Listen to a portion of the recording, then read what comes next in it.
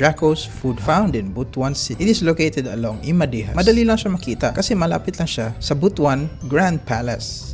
Ayan the Chinese looking building. Tapat lang siya sa mga fruit stand na makikita sa daan. They usually open at night starting around 6 p.m. Medyo mahirap nga lang ang parking. So if you're bringing a car, better come early. As soon as you arrive, ang pinakaunang mapapansin nyo are the barbecues. Meron silang isaw, pork, tuna panga, and many others. Meron din silang puso. So kung naghanap kayo ng pair na perfect sa barbecue, puso is the best.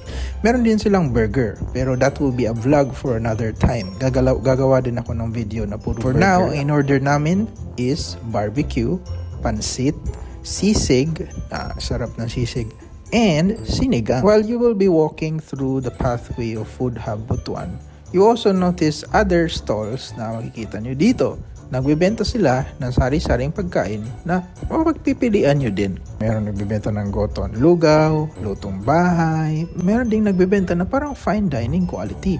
Busog na busog kami sa kinain namin. Imagine barbecue, marami kaming barbecue na in order. Sisig, sinigang, pansit, and maraming rice. Kasama na din ang soup. Pero ang binayaran namin ay around 1,045 pesos. Pangmasa ang presyo. Maganda din ang location kasi very cozy. Visit na dito in Food Hub Butuan. Nag-Google Map din siya. Madali lang makihanap. Let's go!